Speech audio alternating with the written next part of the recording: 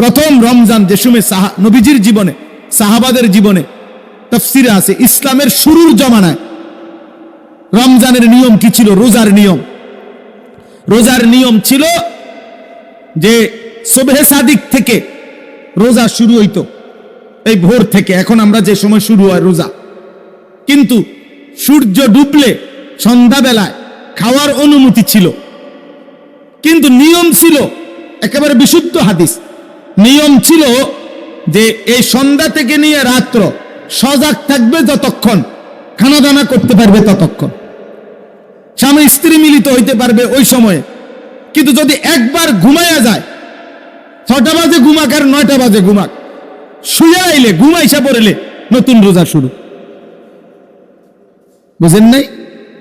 নতুন রোজা শুরু, এটাই ছিল প্রথম বিধান। একদিন একজন সাহাবী কাইস ইবনে সারমা আল আনসারি, একজন আনসারি সাহাবী মদিনার, উনি এরকম ভোর থেকে তো রোজা শুরু করছে। সন্ধ্যাবেলায় মাগরিবের নামাজ পড়ে উনি ওনার স্ত্রীর কাছে ঘরে আসছে। আয়েশা বলছে যে ইফতার কিছু খাওয়ার মতো কিছু আছে কিনা। স্ত্রী বলছে ঘরে আপনাকে দেওয়ার মতো কিছুই নাই, আমি পাশের ঘর থেকে কিছু আনি, আপনি একটু অপেক্ষা করেন। সারাদিন এই সাহাবী তিনি বাগানে কাজ করছেন, ক্লান্ত শ্রান্ত রোজাদার, কিছুই পান করেন নাই, খান নাই। এই স্ত্রী আসতে আসতে উনি কাইত হইয়া শুয়ে লাইছেন, ঘুম চলে আসছে আর কি, ক্লান্তির কারণে।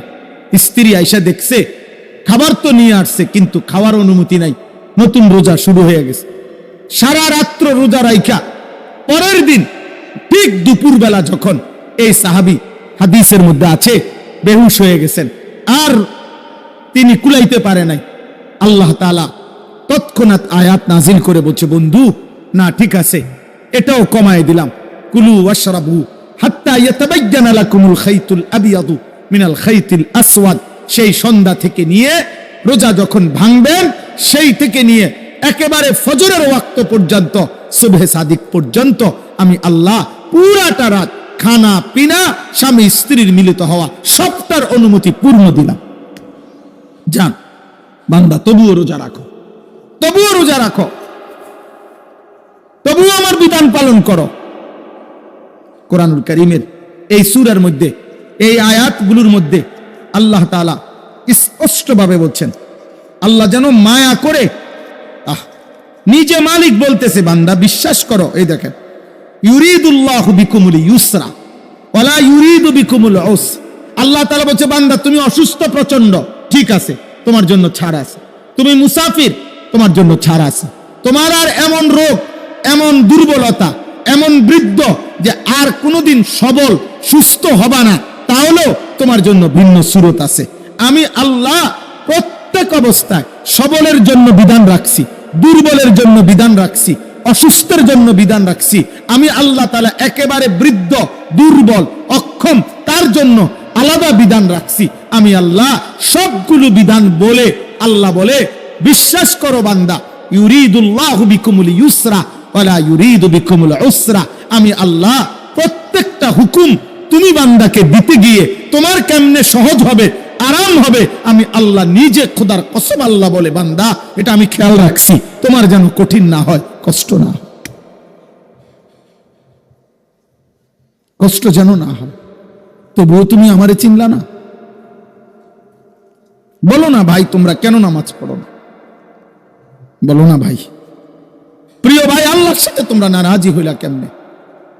বলো। একটা ছেলে রাত গভীরে বলো, আমি বেনামাজি দাঁড় করাই, বেনামাজির চেহারা দেখলে তো চেনা যায়।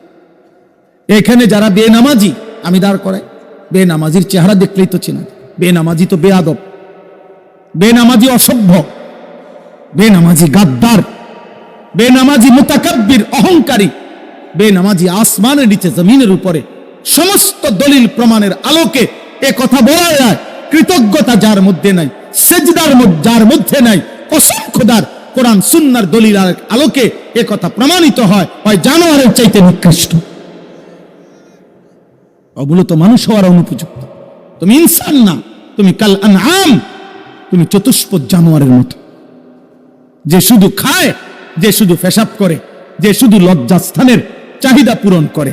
এতটুকুই যে মনে করছে, খাইলাম, ঘুমাইলাম, পেশাব করলাম, পায়খানা করলাম, আর আমার যৌন চাহিদা, শাহওয়াত, লজ্জাস্থানের চাহিদা পূরণ করলাম। আল্লাহ বলে, হে নাফরমান, একটা কুত্তার দিকে তাকায় দেখিস, কুত্তাও খায়, ঘুমায়, পেশাব পায়খানা করে, কুত্তারও চাহিদা পূরণ হয়, যার ফলে কুকুরেরও বাচ্চা হয়, শুকুরেরও বাচ্চা হয়, ছাগলেরও বাচ্চা হয়।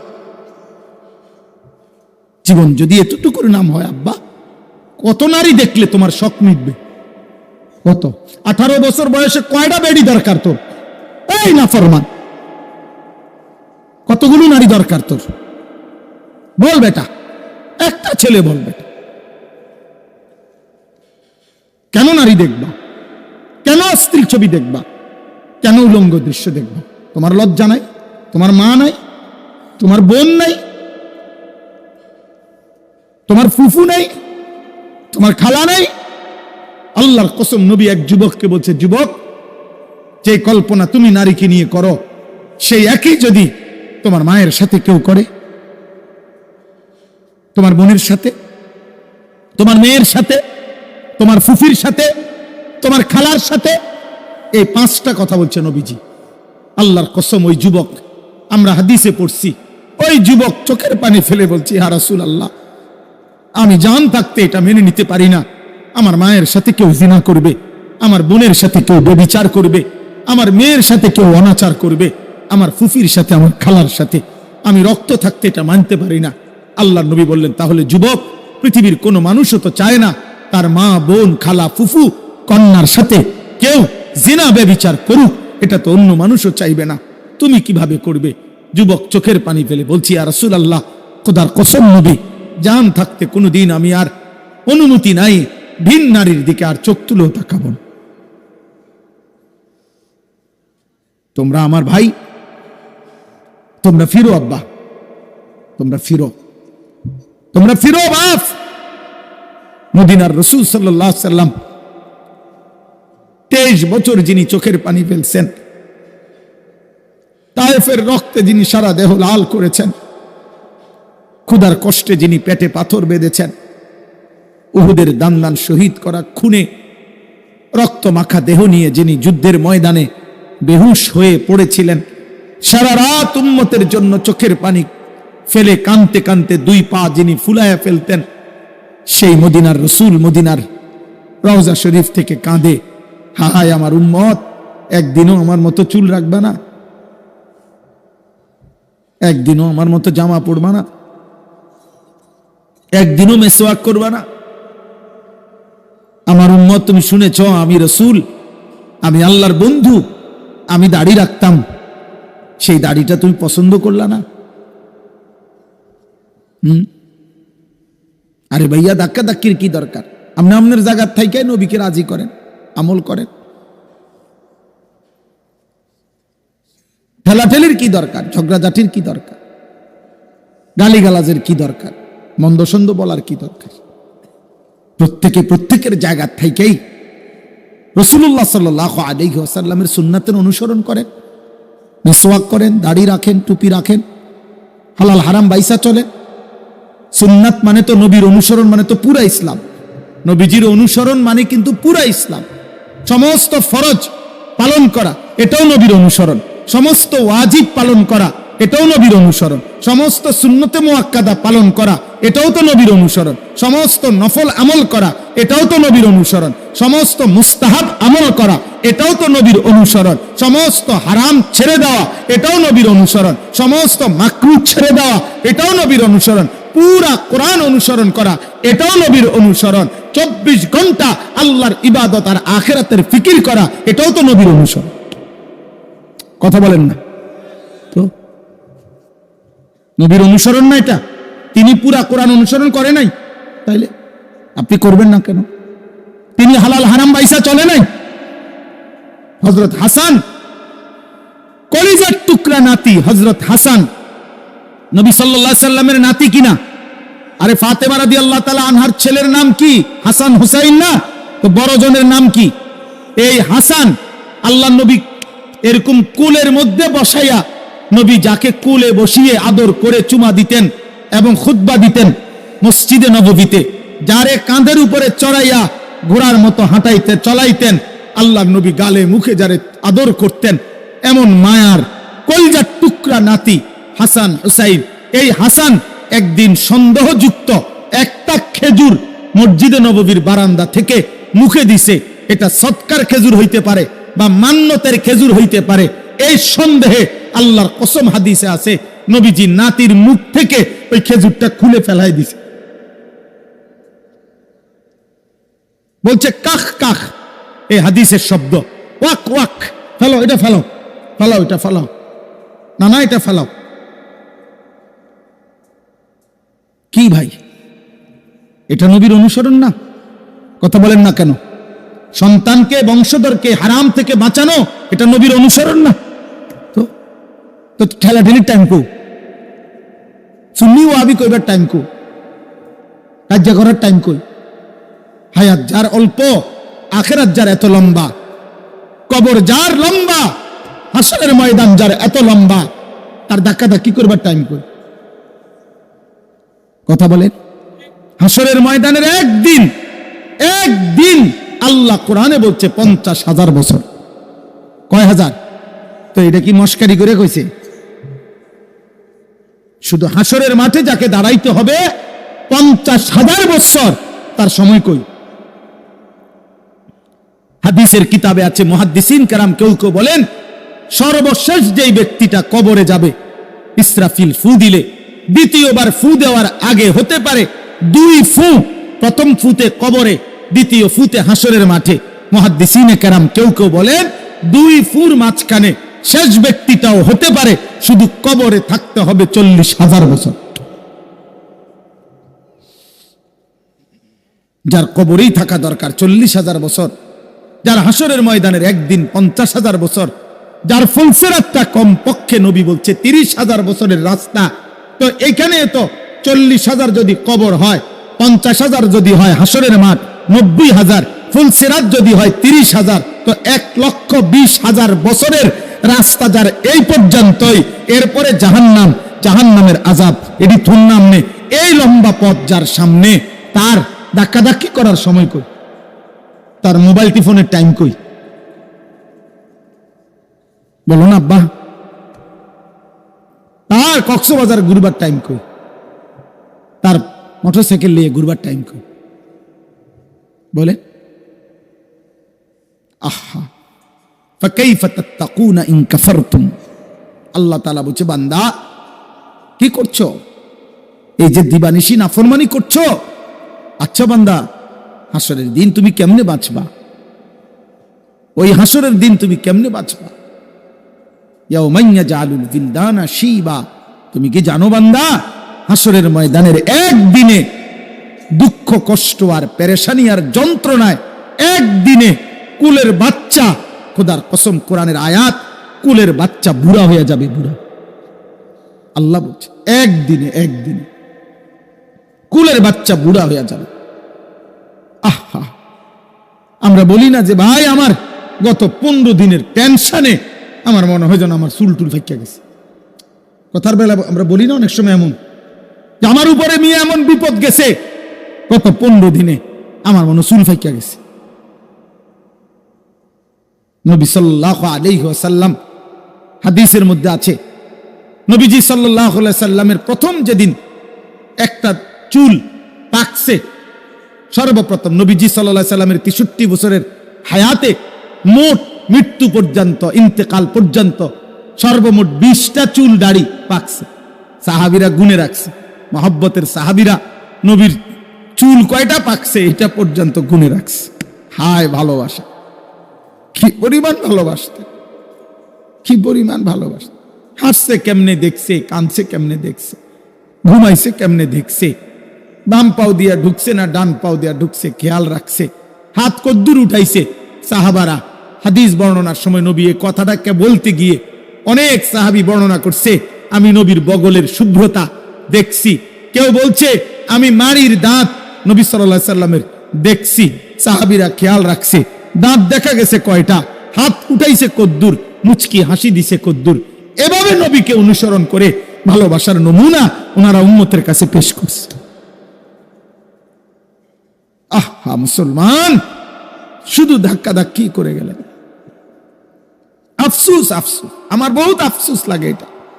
কি কারণে ধাক্কা ধাক্কি? কেন?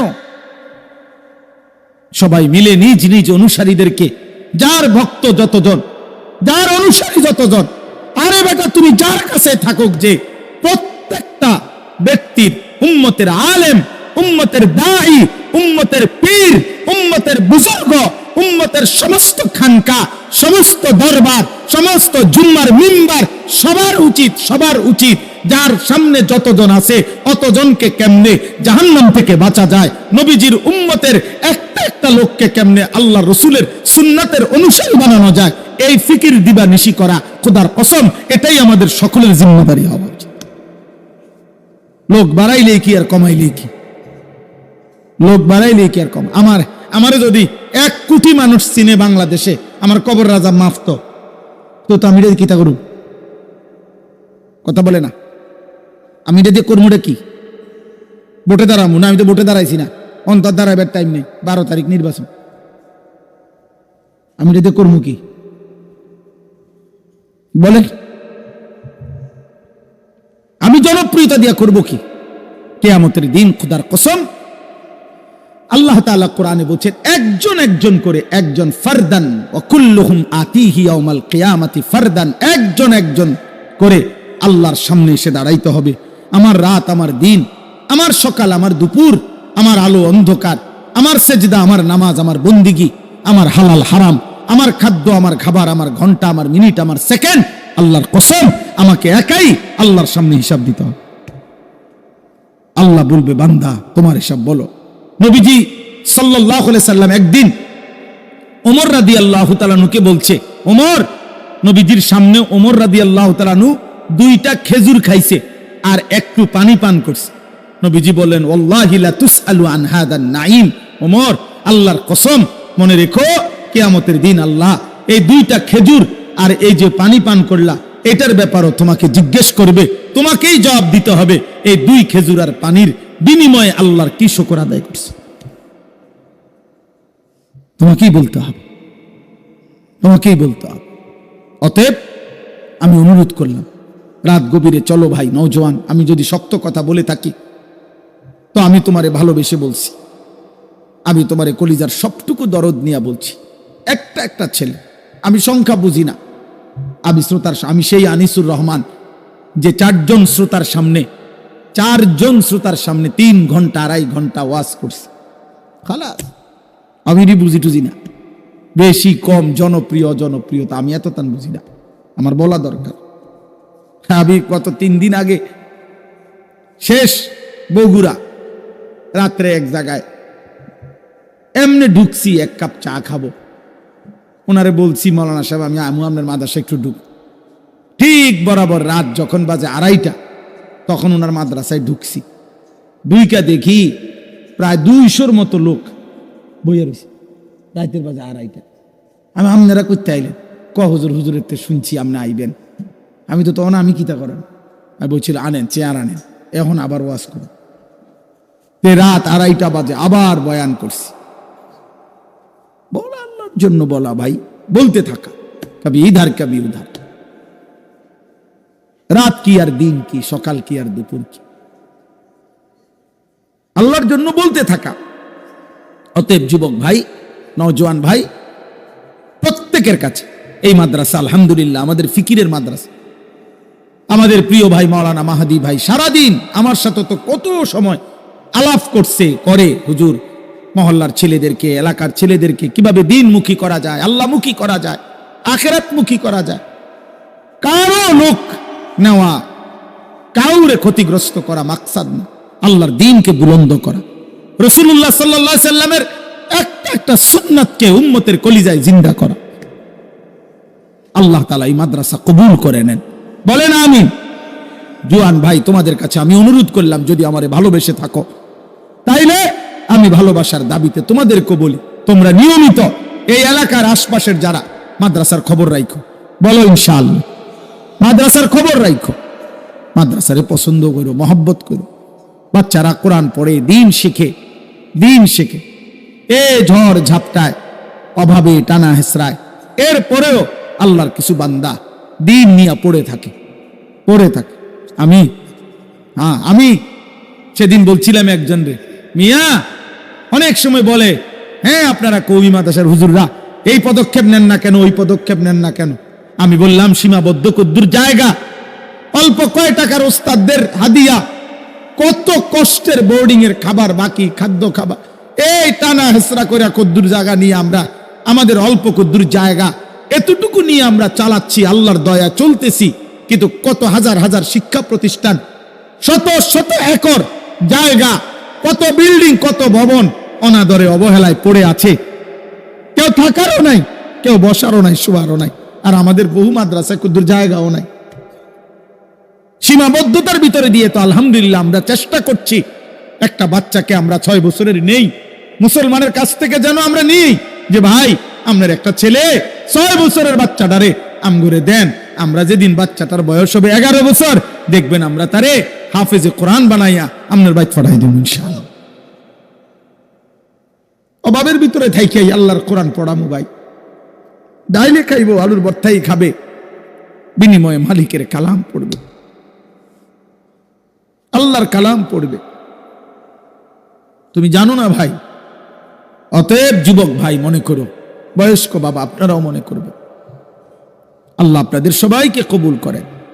আমরা রমজানকে সামনে রেখে প্রত্যেকে ইনশাআল্লাহ, প্রত্যেকে মাদ্রাসাকে ভালোবাসবেন, বলেন ইনশাআল্লাহ।